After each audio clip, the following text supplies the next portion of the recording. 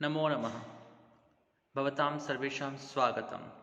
आप सभी विद्यार्थियों का संस्कृत कक्षा में स्वागत है। विद्यार्थियों, आज हम बात करने जा रहे हैं हितोपदेश मित्र लाभ के उस कथा को आगे बढ़ाने का प्रयास करेंगे जिस कथा में हमने देखा था कि एक वृद्ध व्याघ्र, एक बूढ़ा चीता है, बाघ है, और वह सोने के कंगन को अपने हाथ में लिए हुए है और राहगीरों को, पथिकों से कह रहा है कि आइए और सोने के कंगन को ले जाइए। और एक पथिक जो है, वह पथिक उस सोने के कंगन, उस बूढ़े व्याघ्र को देखता है और उसके पश्चात उसके मन में एक प्रकार का लालच उत्पन्न होता है। उसे लगता है कि मैं सोने के कंगन को प्राप्त कर सकता हूँ। निश्चित रूप से उसके मन में कुछ संदेह भी हैं, क्योंकि बूढ़े व्याघ्र के पास जाना खतरे से खाली नहीं है। उसे अपने जान का की परवाह भी है, लेकिन उसके मन में जो उत्पन्न एक लालच ने जन्म लिया है, उस लालच के कारण से वह अपने आप को रोक नहीं पाता और वह उस वृद्ध व्याघ्र के पास चला जाता है। उस वृद्ध व्याघ्र के पास जाकर के वह कहता है कि सोने का कंगन दर्शाइए, तो वह दिखाता भी है और वह पूछता भी है कि तुम यहाँ पर क्यों बैठे हो और तुम पर मैं क्यों विश्वास करूं। और वृद्ध व्याघ्र उसे अनेक बातें बताता है अपने पूर्व जीवन के बारे में और उस पर उसे अपने ऊपर विश्वास करने के लिए तैयार करता है। इसी क्रम में हम इसको आगे पढ़ेंगे। तो यहाँ पर ये कहते हैं, मम च एतावान लोभ विरहो येन स्वहस्तस्थम अपि स्वर्ण कंकणम यस्मै कस्मैचित दातुम इच्छामि। वह बूढ़ा व्याघ्र कहता है कि मम, मेरा यानी कि व्याघ्र का, एतावान इतना ही, लोभ विरह तृष्णा का अभाव है। देखो मुझ में कितना तृष्णा का अभाव है। देखो मैं तो बिल्कुल लोभ से रहित हूँ। कैसे? ये न, जिस लोभ के अभाव के कारण से ही, जिस लोभ को छोड़ने के कारण से ही, जिस लालच को के त्याग के कारण से ही स्वहस्तस्थम, देखिए मेरे हाथ में जो यह सोने का कंगन है, इस कंगन को भी स्वर्ण कंकणम, इस सोने के निर्मित कंकण अर्थात उस कंगन को भी यस्मय कस्मैचित, जिस किसी को भी, भले ही वो मेरा जानकार हो या ना हो, कोई बात नहीं, कोई भी व्यक्ति मेरे पास आए और मैं उसको एक सोने का कंगन प्रदान कर दूंगा। दातुम, उसको देने में, इच्छामि, इच्छा कर रहा हूँ, अर्थात मैं उसको देना चाहता हूँ, उसको देने के लिए प्रयत्न कर रहा हूँ। देखो मैं तो कितना लोभ विरहित हूँ, देखो मैं तो कितना लालच से को त्याग चुका हूँ। इस प्रकार की बात को वह वहाँ पर कहते हैं। आगे वह कहते हैं, तथापि व्याघ्रो मानुषम खादति इति लोक प्रवादः दुर्निवारः। तथापि, फिर भी, व्याघ्र, जो व्याघ्र होता है, बाघ होता है, मानुषम, मनुष्य को, खादति, खाता है, इति लोक प्रवादः, ये जो जन का अपवाद है, जो लोक प्रवाद है, जो ये लोक प्रसिद्ध बात है, दुर्निवारः, मैं मानता हूँ कि इसको हटाना बहुत मुश्किल है, लेकिन मैं वैसा व्याघ्र नहीं हूँ। व्याघ्र कहता है उस पथिक को कि मैं वैसा व्याघ्र नहीं हूँ।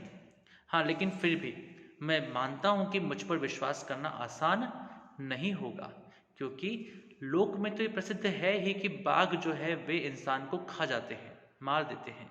इसलिए इस बात को तो मैं झूठ नहीं साबित कर सकता, क्योंकि ऐसा होता भी है और ऐसा मैंने भी अपने पूर्व काल में किया था। लेकिन आज की स्थिति अलग है।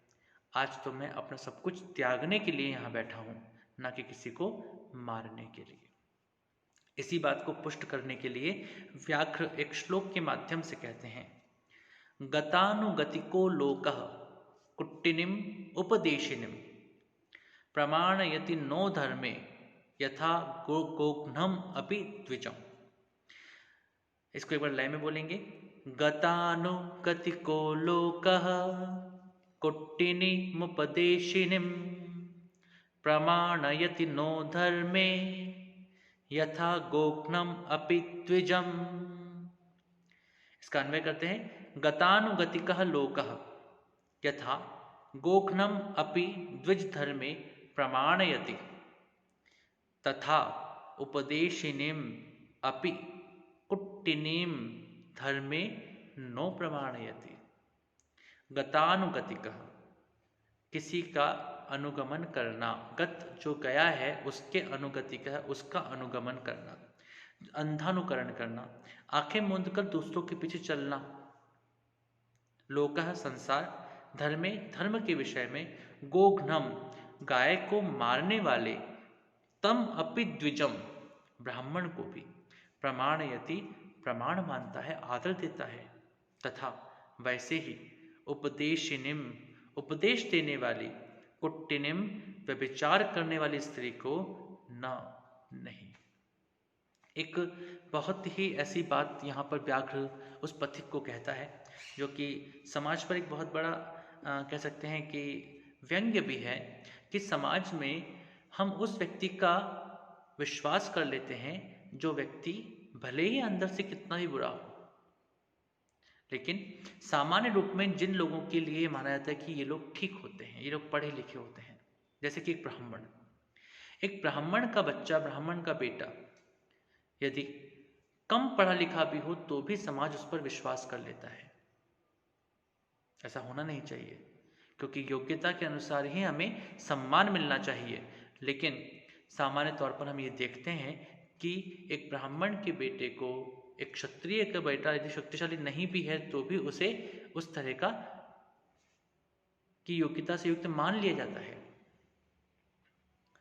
तो इस प्रकार से यहाँ पर व्याघ्र जो है इस बात को यहाँ पर रख रहे हैं। वे कहते हैं कि भाई क्या करें, मैं तो एक व्याघ्र हूँ और मैं अपने व्याघ्रत्व को या फिर मैं अपने बाघपन को दूर नहीं कर सकता, क्योंकि मैं जीवन भर बाघ ही रहूँगा। लेकिन हाँ, मैं बदल चुका हूँ, मेरे स्वभाव में परिवर्तन हो चुका है। हाँ, लेकिन इसके बावजूद भी मुझ पर विश्वास करना संभव नहीं है।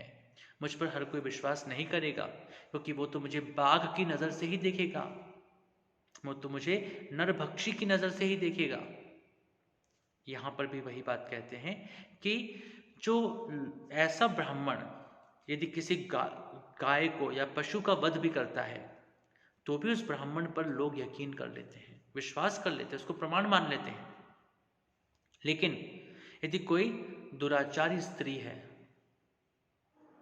उस दुराचारी स्त्री यदि वह अच्छा उपदेश भी करती है तो भी उस दुराचारी स्त्री का कोई भी सम्मान नहीं करता, कोई भी उसके उपदेशों को नहीं सुनता, उसको प्रमाण के रूप में स्वीकार नहीं करता है।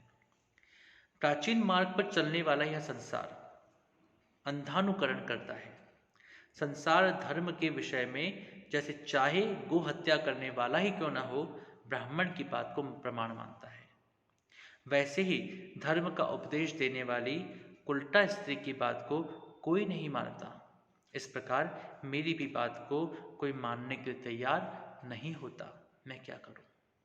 कितने लंबे समय से मैं यहाँ बैठा हूँ और मैं तो अपने सोने के कंगन को देना चाहता हूँ।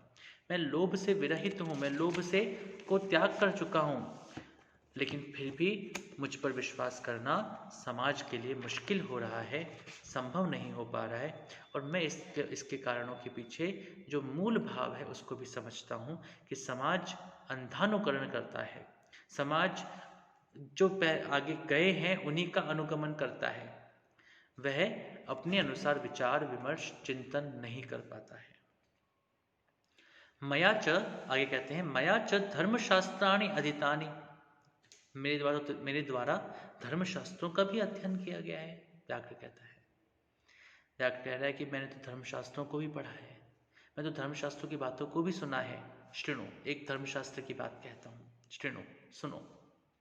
मरुस्थल्यां यथा वृष्टिः क्षुधार्ते भोजनम तथा दरिद्रे दीयते दानम सफलम पांडुनंदनम। इसके ऊपर लाइन में बोलेंगे, मरुस्थल्यां यथा वृष्टिः क्षुधार्ते भोजनम तथा दरिद्रे दीयते दानम सफलम पांडुनंदन।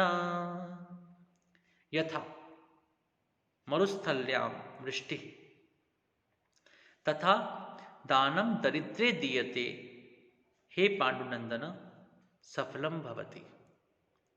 वो कहता है कि देखिए, हर किसी को प्रदान करने से फायदा नहीं, जिसको उसकी आवश्यकता हो, जिसको उसके लिए एक प्रकार से इच्छा उत्पन्न हुई हो, उसी को देना उचित होता है। जो उसका सही उपयोग कर सकता है उसी को ही हमें दान देना चाहिए। तो यहाँ पर ये कहते हैं, इसका अन्वय इस प्रकार से था, यथा मरुस्थल्यां वृष्टि तथा दानम दरिद्रे दीयते, हे पांडुनंदन सफलम भवति।